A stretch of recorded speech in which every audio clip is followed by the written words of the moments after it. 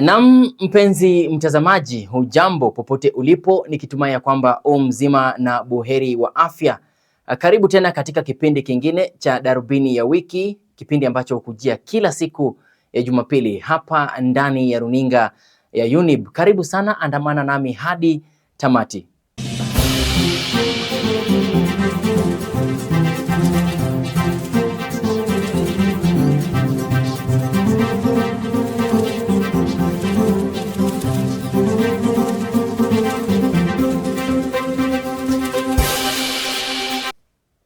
Hujambo na karibu, jina langu ni Hezron Asewe. Mkuu wa mawaziri Musalia Mudavadi siku ya Ijumaa alitangaza kuwa ni siku ya mapumziko ili kutoa nafasi kwa Wakenya kufuatilia kuapishwa kwa Kithure Kindiki kuwa naibu rais. Mudavadi alitoa tangazo hilo siku ya Alhamisi Oktoba tarehe 31 kupitia toleo maalum la gazeti rasmi la serikali, dakika chache baada ya Rais William Ruto kumteua kuwa kaimu waziri wa usalama wa ndani. Profesa Kithure aliapishwa siku ya Ijumaa katika jumba la KICC. Hebu tazama jinsi hali ilivyokuwa.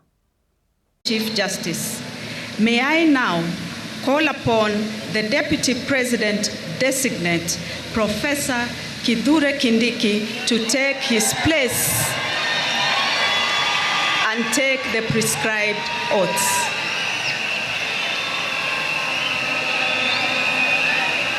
Yes. Okay.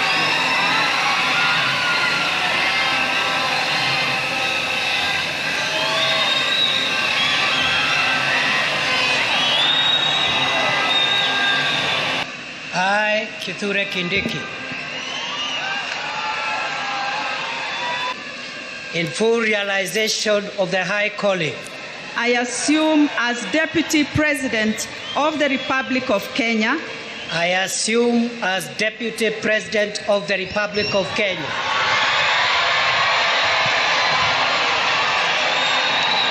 do swear that I will be faithful and bear true allegiance to the Republic of Kenya, and bear true allegiance to the Republic of Kenya, that I will obey, preserve, protect, and defend this Constitution of Kenya, as by law established, and all other laws of the Republic, and that I will protect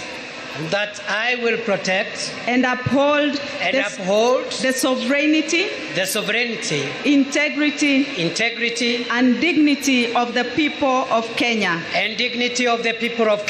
So help me God.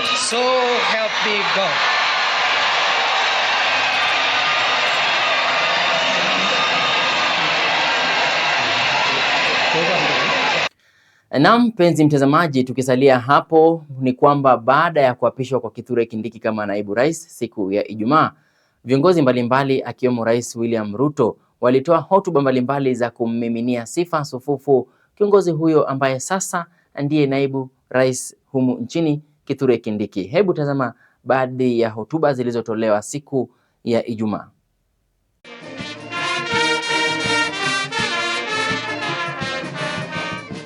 May I now call upon the Deputy President Designate, Professor Kithure Kindiki, to take his place.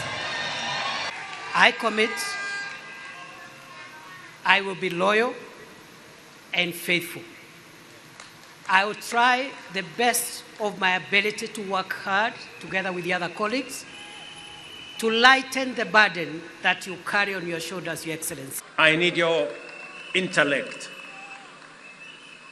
to help me and to help members of our cabinet to profile the things we are doing, to speak to the things that we are doing.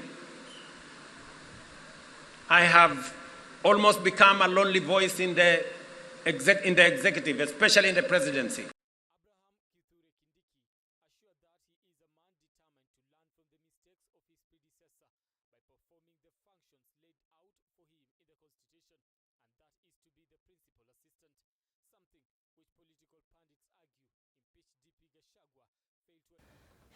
Mtazamaji, sasa tusonge mbele, na ni kwamba kabla ya siku 16 za uhamasishaji kuhusu vita dhidi ya dhuluma za jinsia zinazokaribia, Wizara ya Masuala ya Jinsia imeahidi kushirikiana na vyombo vya usalama ili kuharakisha uchunguzi na haki ya masuala yanayohusiana na dhuluma za jinsia na visa vya mauaji vinavyolenga wanawake humu nchini.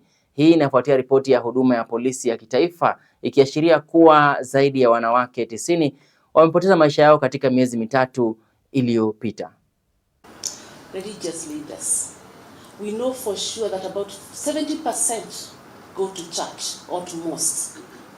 And if there's one person who is believed, it is the priest or the preacher or the sheikh, I don't know what they are called. Their word is law. It is the gospel truth. I'm asking them, spare at least 5 minutes only to address GBV and femicide. I'm also making a request to teachers and lecturers. You also have a huge group that you encounter every day. Let's talk about femicide. Let's talk about GBV. At the State Department where I am, we have National Government Affirmative Action Fund. It is a saga. Money is channeled through that fund, which is meant to help groups of women come up with various, businesses and basically empowering women and groups, particularly the marginalized groups. I am sure you've had your women-leds in your counties assisting various groups. That money is from the government and it is meant for empowerment.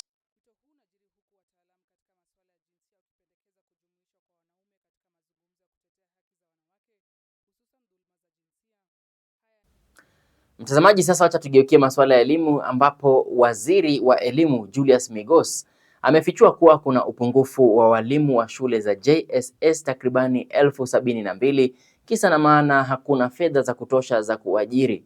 Kulingana naye, ili kutatua swala hilo, walimu watafunza upya zaidi ya somo moja la gredi ya 9 na walimu zaidi wataajiriwa baada ya muda. Hayo yakijiri, walimu wakuu katika shule za msingi za umma wamesema shilingi milioni 1 kwa ajili ya ujenzi wa darasa moja hazitoshi, huku wakisema shule nyingi zitahitaji zaidi ya madarasa mawili.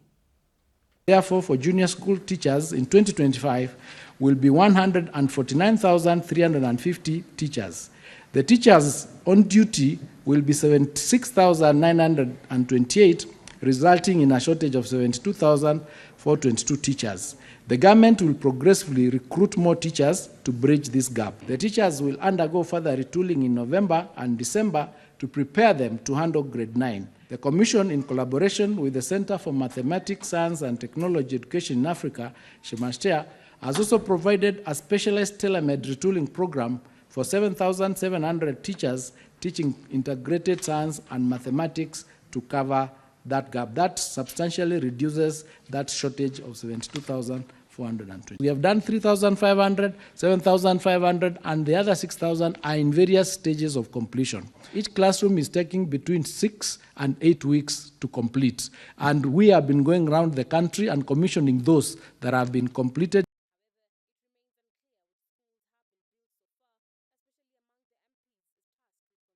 Wahadhiri wa vyuo vikuu kote nchini wamegoma tena wiki hii baada ya mkataba wa maelewano wa kurejea kazini kutotekelezwa. Muungano wa wahadhiri wa vyuo vikuu WASU umewalaumu manaibu wakuu wa vyuo kwa kuingilia kati mchakato wa kutekeleza mkataba wa mwaka 2021 na 25. Malalamiko yao yanahusishwa kutoongezwa kwa mishahara kati ya 7% na 10%, kutowasilishwa kwa malipo yao kwa benki na ukosefu wa bima ya afya bora. Declared the strike officially launched. Telling the Kenyan parents now that there is a strike nationwide, there will be a strike until I don't know, God knows who, when. Because I foresee us being on strike up to January. Parents should come for their children, they stay at home until their government, who is the principal sponsor of these students, is willing and able to pay. People are earning automatic annual increment to the tune of 8%. I have the data with me here. And what I'm talking about is from Salaries and Remuneration Commission. Who gave them those automatic annual increment that you pay our members? They are arrears. You have denied them for all those years. We have items that need to be negotiated and agreed upon, and those items we agreed that we'll negotiate them within 1 month. The 1 month is almost over. Came up with a figure, in fact 3 scenarios which we did not agree. 4.3 billion, 5 billion and 8.6 billion. When we were interrogating as to how they arrived at those, whether they were having in mind the return to work formula, they said that the government had given them 4.3 billion. And that is what they want us to work with. That was against the return to work formula.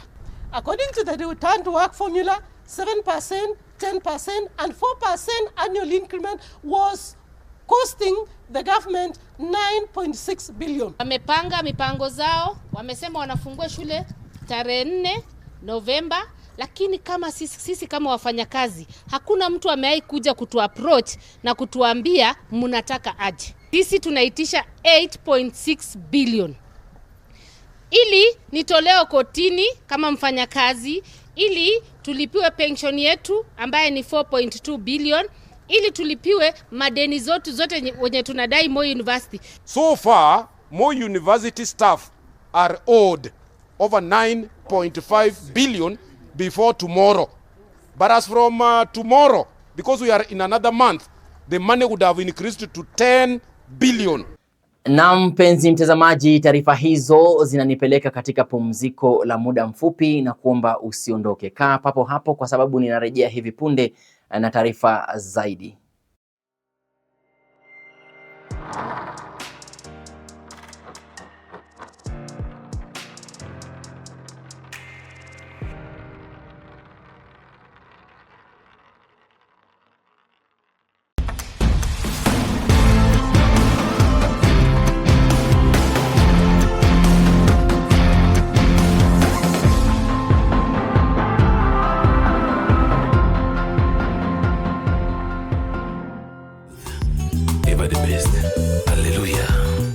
Je, wewe ni mfanyabiashara katika sekta ya elimu, afya bora, usafiri ama unamiliki kampuni yoyote ile?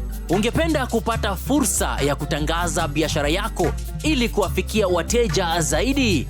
Usikonde. Runinga ya YOUNIB inakupa fursa ya kupeperusha matangazo kuhusu bidhaa na huduma unazotoa kwa bei nafuu. Kwa maelezo zaidi, wasiliana nasi kupitia nambari za simu 0750344700 ama kupitia barua pepe marketing@younibtv.com. Jinyakulie leo. YOUNIB TV, ever the best.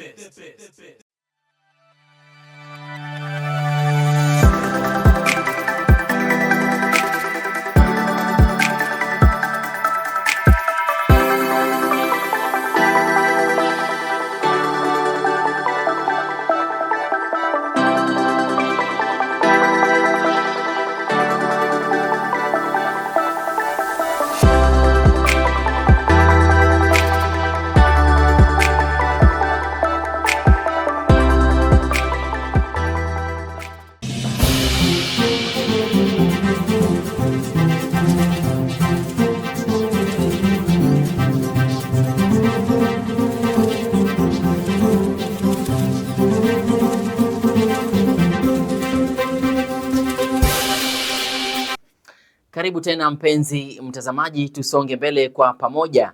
Serikali kupitia Wizara ya Afya imeshinikiza kuangazia changamoto za kimfumo zinazokumba hazina ya afya ya jamii SHIF, hasa zinazoathiri matibabu ya wagonjwa hususan wale wenye magonjwa sugu.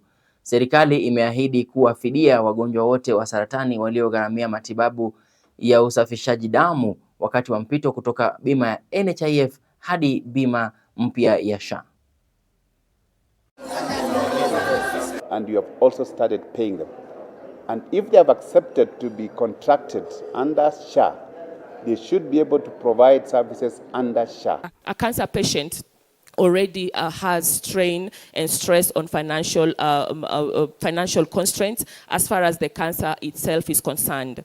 And for us to ensure that this patient has optimum nutrition, they have good support, then the NHIF was okay for the patients because it covered what much needed. So we want SHIF to be very clear on what it covers as far as treatment for cancer is concerned. How much does this cover for chemo, for radio, for surgery? Let that be very clear on paper, and let it also reflect what is happening on the ground. We also want the system failures that is currently being experienced to be addressed, who are seen before 30th September. After 30th September, most of them are being turned away in hospitals, and the hospitals are telling us that they are also in business, they need to make money. So please, the government to ensure that the pre-authorizations for the NHIF cover is reinstated, and then there is a smooth transition between the NHIF and the current SHIF.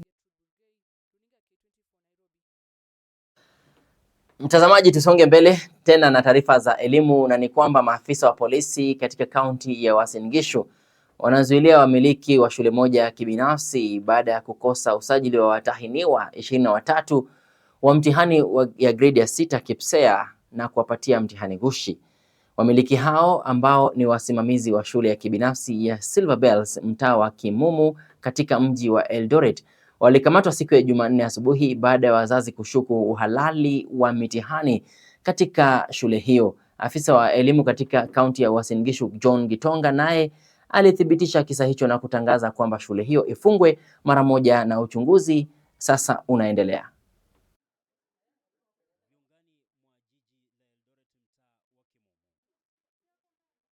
Andrew Makoha. Mimi ni mzazi wa Silver Bell, mmoja wao ambaye nimeathirika kwa ajili ya mtoto kutokufanya mtihani. Tumeweka pale watoto kwa miaka 6 tukijua shule iko registered. Shule baada ya watoto kumaliza kufika grade 6, sasa tunangojea wafanye mtihani. Wameletewa mtihani ambaye si mtihani halali. Mtihani watoto watamaliza lini? Ni leo. So nilikuwa na ile wasiwasi ya kwamba hawa watoto wanafanya mtihani leo iliali ile mtihani walifanya jana mtihani hine. Nikamuuliza, is this exam legit?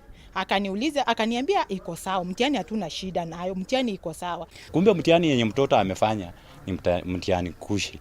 So as a parent tumeumia. Ikafika saa 4 tukafika pale na class representative akatuambia watoto wanaendelea na mtihani, everything is sorted. Tukauliza director, watoto watafanya mtihani hadi saa 7, mtihani 4, national exam. Wanafanya dakika ngapi?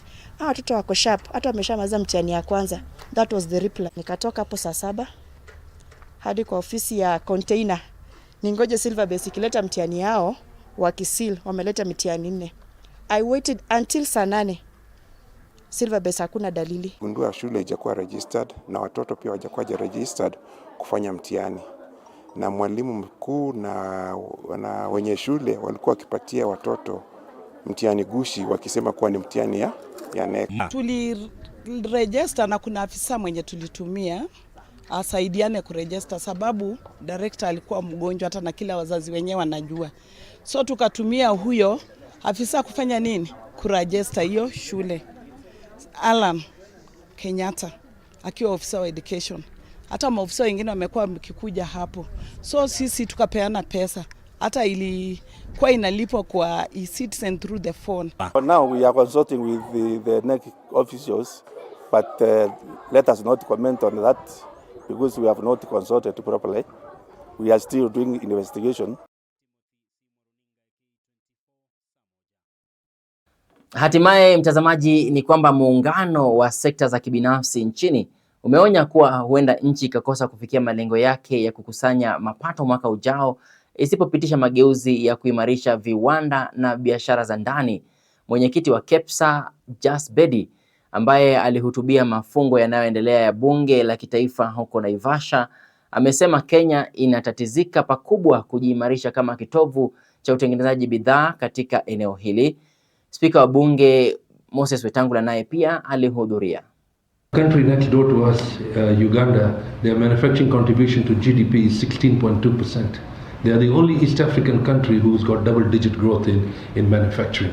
So there's something we're not doing right, And there's something that we need to correct. And if we can correct that, I think we can regain that glory of 20 by 30, that target that KM has got, we can deliver that target. We need to look at the drivers of competitiveness. And there are only 5 drivers of competitiveness. That if we don't do this right, and we don't get this right, we might start seeing relocation of industry.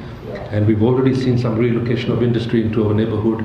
And because of the East African Common Market agreement that we have, I can produce in Kampala and sell back in Nairobi at half my price, at quarter my price. Why would I produce in this country? So we need to start thinking competitiveness and global competitiveness. And Chair, you spoke about Uganda's manufacturing contribution to the GDP of Uganda at 15.6% as of 2023. Whereas we are struggling to move ours to 7%.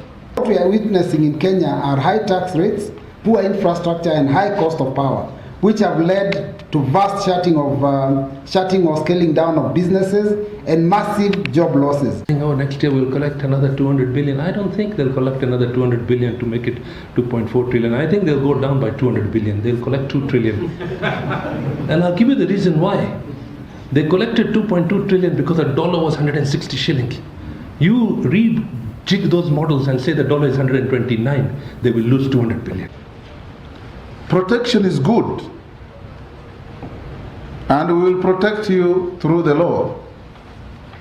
But Parliament will also not protect mediocrity. And I'm sure you know that. Because Kenyan consumers are ready to pay more for better products from elsewhere than pay less for inferior products made by ourselves.